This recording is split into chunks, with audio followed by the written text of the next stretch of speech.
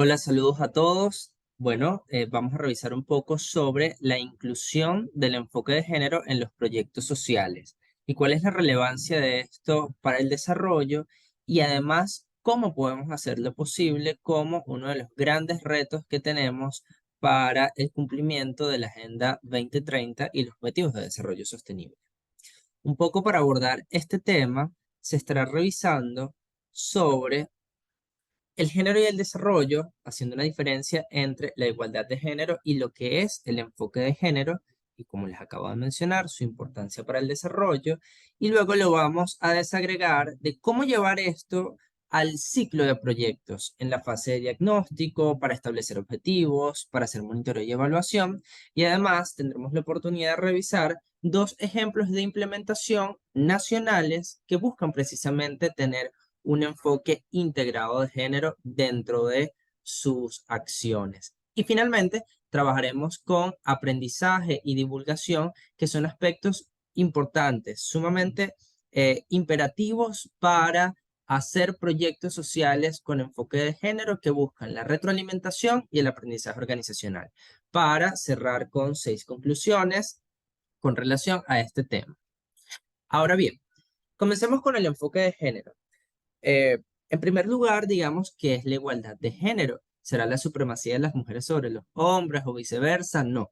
Justamente busca que haya acceso a oportunidades tanto de mujeres como de hombres de manera igual.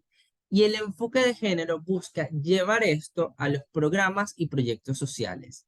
¿Cómo lo hace el enfoque de género? Bueno, lo primero que debemos hacer es identificar, cuestionar, reflexionar, analizar. Hay que meterse en el terreno para ver qué es lo que está pasando e identificar allí dónde están las diferencias y las desigualdades que hay entre ambos, entre hombres y mujeres.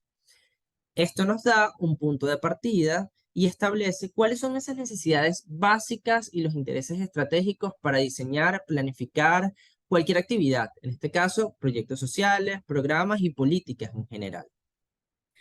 ONU Mujeres, en el año 1997, lanza un lineamiento que habla sobre la transversalización de género, que tiene cinco pilares fundamentales para poder llevar esto a los proyectos sociales. Lo primero es que para poder transversalizar el género y poder hacer este análisis del contexto y agregarle indicadores y hacer mucho más específica la intervención, esto debe venir apoyado por las altas esferas en los niveles de decisión dentro de las organizaciones, ¿sí? No puede ser algo aislado, debe ser una política institucional, transversalizar el género y además un lineamiento para todos los socios implementadores de Naciones Unidas a lo largo del mundo.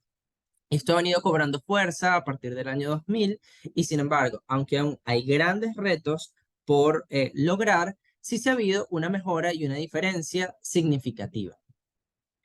Por otro lado, otro pilar fundamental es que esto debe ampliar la participación de las mujeres a todos los niveles. Y cuando hablamos de participación, más adelante lo vamos a detallar más, no únicamente representar cargos, sino cuál es el verdadero nivel de voz e influencia en la toma de decisiones.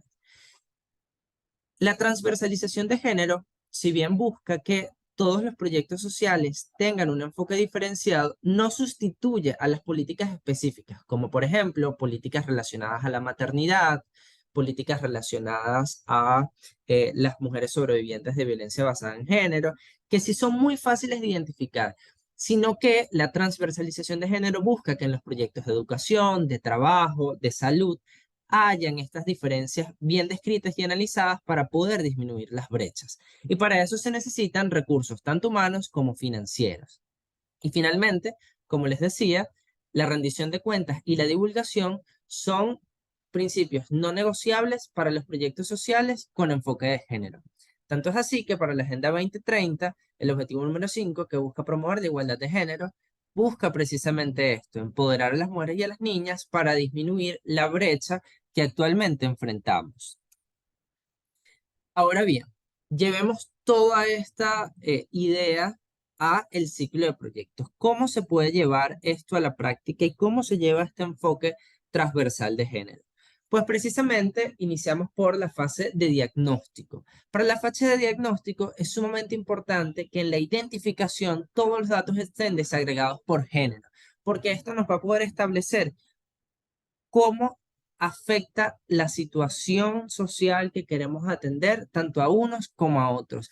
Y además va a ser mucho más específica y efectiva la intervención si se logra establecer la heterogeneidad de la población, es decir, no solamente las diferencias de género, sino cuando las diferencias de género se relacionan a edad, a raza, a etnia, a clase social, a orientación, identidad o expresión de género, entre otros, que va a hacer que sea mucho más específico lo que nosotros vayamos a encontrar allí, porque esto nos va a ayudar a establecer cuáles son las diferencias con relación a las desigualdades tanto socioeconómicas, en los roles de trabajo, en el cuidado, en la participación, y poder establecer posteriormente cómo lo vamos a abordar, porque allí es donde se determinan las necesidades específicas de cada uno.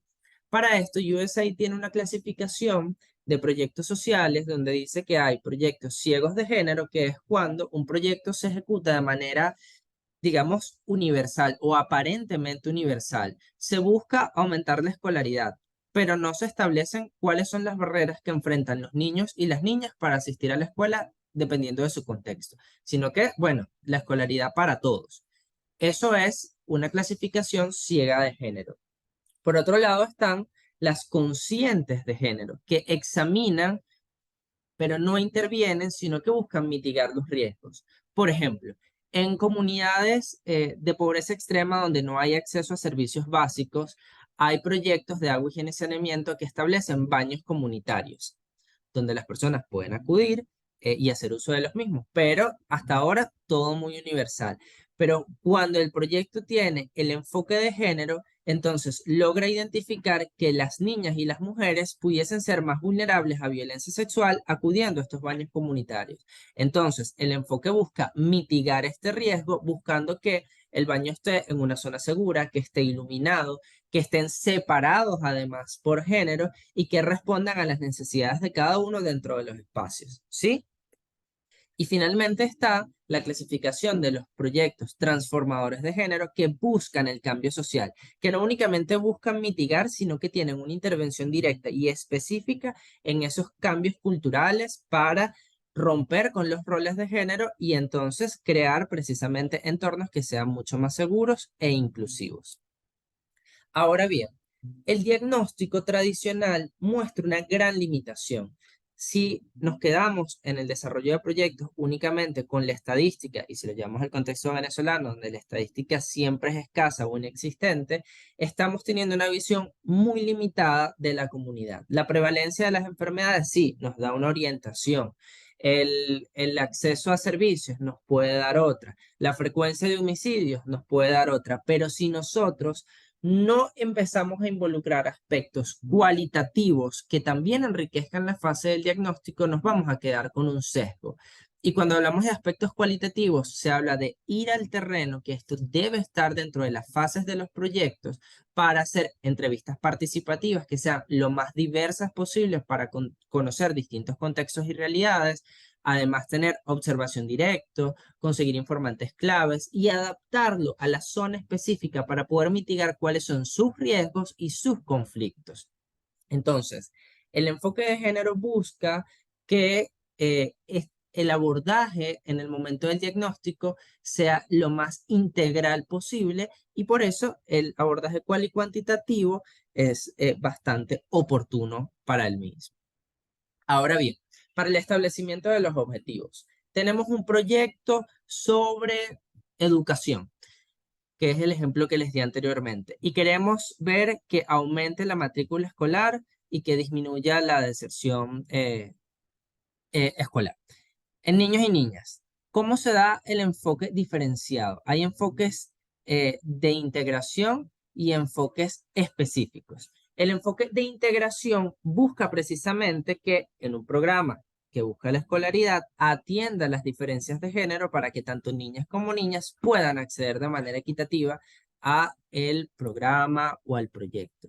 Y el específico podría decir, bueno, en esta comunidad musulmana, donde las niñas no están teniendo acceso a la educación, hay que buscar una intervención específica para lograr que ellas puedan acceder al sistema educativo. Sí, ahí está la diferencia de un enfoque integrador a un enfoque específico. Y ahora bien, hay que establecer objetivos específicos de género dentro del proyecto. No únicamente decir, bueno, este proyecto busca aumentar el empleo, sino un ejemplo para esto podría ser con relación a trabajo. ¿Qué pasa con las mujeres y la lactancia materna exclusiva? Entonces, dentro de los objetivos específicos de trabajo, deben haber programas, legislación, reglamentos específicos que ayuden a proteger a las mujeres para que puedan cumplir con la lactancia materna exclusiva y que al mismo tiempo estén dentro del sistema laboral formal. ¿Sí? Para esto, la Confederación de Cooperación Suiza establece tres pilares fundamentales. Uno, la declaración explícitamente de su intención de reducir las inequidades de género y las transformaciones deseadas. No basta únicamente con establecer objetivos generales, sino cómo van a tener ese proyecto un objetivo específico de género, definiendo acciones concretas y promoviendo activamente la participación de las mujeres y los hombres para la igualdad de género. Además, ONU Mujeres dice que la mejor herramienta en planificación para esto es, bueno, hacer un árbol de problema que nos va a poder establecer una cadena de resultados para hacer el seguimiento específico a nuestros objetivos y finalmente tener la evaluación y el proceso de aprendizaje. ¿Cómo se monitorea un proyecto con enfoque de género? Primero, el diseño de los indicadores. Tienen que haber marcadores de género, no solamente de resultados, sino también de procesos. Cómo se involucraron a las mujeres en el proyecto, no únicamente en cuántas mujeres participaron, porque eso va a ayudar a la sistematización de experiencia. Esos indicadores deben estar desagregados y se deben incorporar a los sistemas existentes. ¿Y qué quiere decir esto? Que no es únicamente a los nuevos proyectos que quieran tener enfoque de género, sino a los proyectos actuales hay que incorporar el sistema de monitoreo diferenciado por género.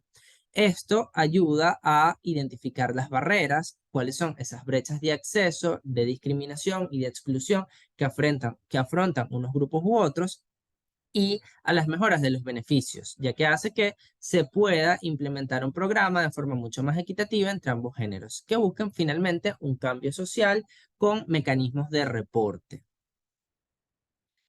Para la evaluación, cuando hablamos de evaluación, hay 5 aspectos: la relevancia, la eficiencia, la eficacia, el impacto y la sostenibilidad. Para eso, bueno, eso digamos que son criterios estandarizados para hacer la evaluación de un proyecto social. Pero en este caso, la diferencia está en buscar datos sobre los efectos inmediatos en género. Sí, estableciendo precisamente una comparación en la línea base, y por eso la fase de diagnóstico es sumamente vital para poder compararlo con los resultados documentados y el efecto que tenga esto en la disminución de las brechas, o inclusive preguntarse, ¿surgieron nuevos problemas después de este proyecto? Hay que ver la evaluación no como una intervención punitiva, sino más bien un espacio de aprendizaje. Y cuando hablamos de aprendizaje, pues precisamente se buscan establecer, sí, cuáles fueron los logros, el cumplimiento de los objetivos, si se alcanzaron, cuáles fueron parciales, cuáles fueron absolutos, pero adicionalmente hay que aprender también de lo que funcionó y lo que no fue tan bien. Para eso hay que ver cuáles fueron los desafíos, esos cuellos de botellas, esas dificultades que se afrontaron y las buenas prácticas implementadas, porque justamente estas lecciones aprendidas pueden generar reflexiones internas dentro de las organizaciones para poder dejar un aprendizaje institucional y comunitario. El aprendizaje justamente involucra también la fase de retroalimentación, tanto a lo interno de la organización como a la población con la que estamos trabajando, que es el famoso AAP o el accountability, que es justamente la rendición de cuentas a las personas, y en el enfoque de género además hace que esto sea un tema sensible en la comunidad y poder concientizarlos al respecto. Y finalmente, la comunicación, como les dije, no es un tema opcional. Se busca precisamente que los proyectos sean transparentes con la información, y para eso la mejor herramienta en planificación es el estudio de caso, o lo que se sugiere por ONU Mujeres, porque precisamente busca sistematizar las experiencias y compartir aquello que no funcionó identificar cuáles fueron esas causas y efectos y lo que sí, poder replicarlo en futuros proyectos. Ahora bien, ya revisando todo el ciclo de los proyectos sociales, vamos a ver dos ejemplos venezolanos donde se utilizó un enfoque integrado. Les recuerdo que el enfoque integrado precisamente busca establecer que en un proyecto que ya está diseñado, que parece ser universal, incluir entonces el enfoque de género. El primero es el Family MOAC. Family MOAC es, bueno, una herramienta que se utiliza en todo el mundo, diseñada por UNICEF, donde se busca reducir la desnutrición infantil a través de la detección temprana. Entonces, bueno, actualmente los roles de género, y no estoy diciendo que con esto tenga que ser así, pero la realidad actual es que las mujeres son quienes se encargan del cuidado de los niños, niñas y adolescentes. Y esto hace que, sobre todo en familias en pobreza y bastante numerosas, tengan dificultades de acceso a los servicios de salud, ya sea por tiempo, distancia o inclusive por violencia de género, que hace que no puedan acudir a estos servicios. Y mientras más progresa la desnutrición, aumenta el riesgo de mortalidad. Entonces, el Family MOAC es precisamente, MOAC va de la sigla de la medición media del brazo no dominante, es esta cinta que estamos viendo, que tiene un semáforo de colores y que ayuda a identificar cuándo hay que ir de manera urgente al servicio de salud.